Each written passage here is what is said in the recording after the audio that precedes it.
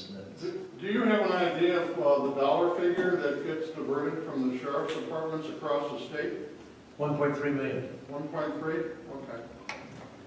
That's, 1.3 million goes into the school income fund from sheriff's tickets. And of the court fines and fees, $211 million of the court fines and fees go into our education system. And for the life of me, I don't understand why. Greg had a question. It's my understanding that electric cars, when they register, do not pay a tax which is commensurate with their use of the highways.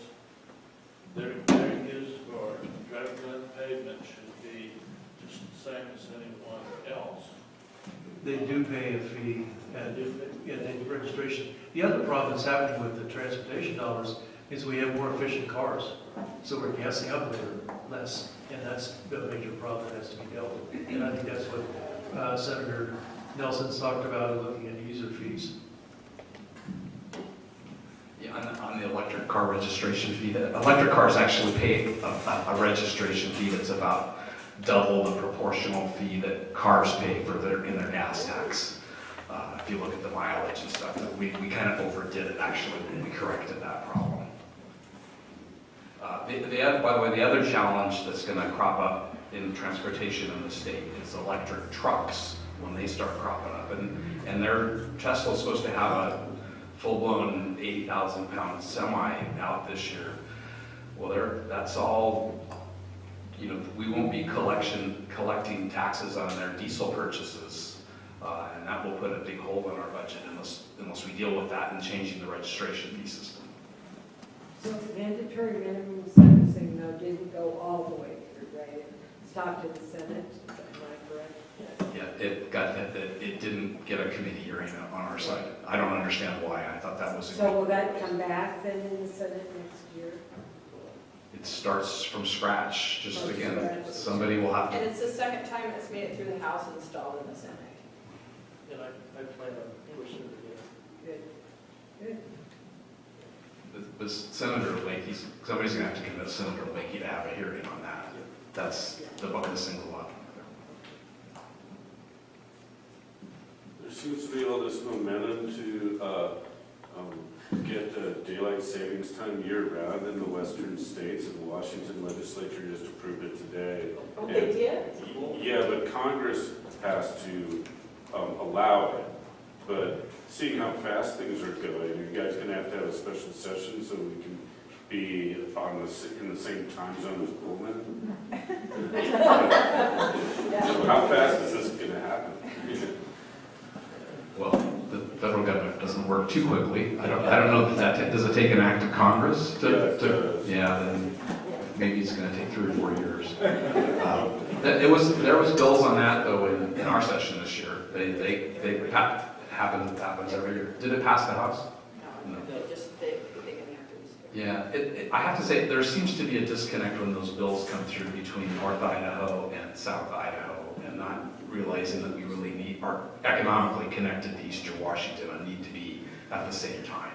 The bills never recognize that. For the time thing, my understanding is that states can opt to go with standard time, but the Congress has to approve that states can opt to go with daylight savings time. So they only allow the states to go one way with to stay on standard time, like Hawaii and Arizona and stuff like that. So I think Washington wants to go with daylight savings time, but they have to wait for Congress to say that it's okay to go with daylight savings time. At least that's the way I understood it when I heard it today. I think of Moscow as kind of a microcosm of the whole world and what's going on. And I live on Lenville Road, and I have watched 900 loads of gravel going by just on Lenville Road. I've documented how many times, how often they come in an hour, and that's from our little disaster, weather disaster, and with climate change making more of these things happen all over our country, why are we not talking about raising the taxes for transportation and fixing some of these things before they deteriorate? I certainly started trying to do that, and I have to say, I carried, this is one small transportation bill on the floor to change how we do fees for ATVs and snowmobiles, and it was a bill that had passed the House, I think, almost unanimously. It was quite strong, and one tiny piece of this bill was to raise the fees for rental for people who are renting out snowmobiles and ATVs. And I mentioned fees on the floor, and that's, yeah, I didn't realize that was a bad thing to do, and that bill went down just because it had a $7 fee increase in it. So the resistance to taxes is really unfortunate. So my first year in Boise, we raised gas taxes, and it was a bloodbath. They had to go to a conference committee. They could not. The House and the Senate couldn't agree. They tried locking them in the room together. That didn't go over so well. And we finally got, I think, a 7.5 cent increase there, and then the increases in the registration fees as well. And so I think those legislators with memories, they hesitate to go back, to the well there. I wish that we would have tied it perhaps to some economic index so that we wouldn't have to keep going back and raising gas taxes, but they would go up with some regularity over and indexing, but so we wouldn't have to keep taking the hits, because I think what happens is that people get, and I got the calls on both sides, the people that were very, very angry about it. And then I got a lot of calls from people who are like, well, I don't drive on the gravel roads, so I shouldn't have to fix the gravel roads. Why do I have to fix the gravel roads? Because it's commerce. How do you think grain gets out of the fields? How do you think hummus gets to your plate unless it goes across the gravel road? Because that's how that works in Idaho.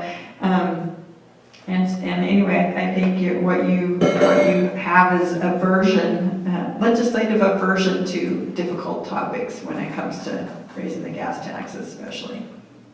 I think not only do we have a problem with the time zones between us and down south, but I think we have a full void of information about what we are up here in the north.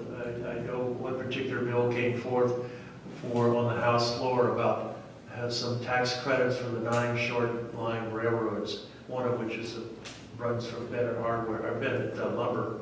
And I was taken back by some of the comments that, why would you want to have a railroad? Whoa, and it went down. And basically, and people don't understand, for Bennett, for example, I think it's 100 yards between his shipping point and the railroad versus he's now currently trucking his product all the way down to Clarkston on trucks, and in fact, I'm canceling my gravel order for tomorrow morning, but so I'll keep it going. No, but I think that's the kind of thing we have. We have a disconnect between the north and the south, and it seems to stop right there at Reagan's. I don't know, but I think that's one of the challenges. When we went on the North Idaho tour, I was amazed by some of the people from down in the Treasure Valley saying, "Geez, look at all these trees." Okay, and I go down, and of course I had to blame myself on the other way, because I got down to the point and I looked up, geez, look at all these tall buildings. It's a night and day difference, and unfortunately, the number of people who are moving in down there, they have no knowledge of the history of Idaho and who we are and what we are up north. And that's something we really have to think about, how we can give them information. And I think that's what happened to him. We had some people that just dug their heels in on him, thinking, oh, that's marijuana, it's a slippery slope. So, If I could have a little comment, and no questions, but Idaho per capita has a surprisingly large number of millionaires. The concept of inequality, income inequality, and wealth inequality is alive and well in the state of Idaho. And if you look at the Idaho booklet that they put out, and they talk about kind of proudly, well, we have a progressive income tax. The progressive income tax goes up to about $100,000 a year. So these teachers that are starting out making $40,000 a year, their percentage of income that they pay is close to what people pay that are making over $100,000. In other words, a person, the highest income tax, the rate, is based upon approximately $100,000 of income a year. The person that's making $500,000, $1 million, $2 billion, and there are those in the state of Idaho, are only paying slightly more income tax percentage-wise than your beginning teacher at $40,000 a year. Whole concept of a progressive income tax, the more you make, the larger the percentage. That's only true in the lower sections of the state, the lower population of the state. I didn't have a question yet. So, anybody, last question or two? Flat and some of these guys out. Krista? I'm wondering what's happening in terms of regulating fracking and other, well, mining and other potential contaminants to our aquifers, and is there anything being addressed at the legislative level on those fronts? We didn't have any legislation come through this year, and last year I think was one of the first years that came through, and I just don't know that they made any progress this year. Did you hear something different in the Senate? No, I guess I would advise you to keep your eye on an issue about the stibnite mine down in around McCall. That's going through an environmental impact statement at the federal level, and we'll have permits in the next few years, and be careful on that. We did actually revise the mining law this year in the legislature, and it did a lot of necessary things in there, made it a lot better in different ways. I ended up voting against it though, because it was unclear on really bonding on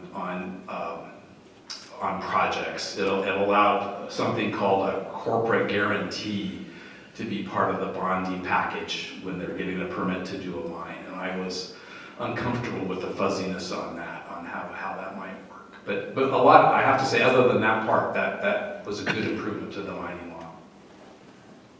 There's a really good summary of all the environmental legislation on the Idaho Conservation League site. So, I think, thank you. Let's give Roger a call.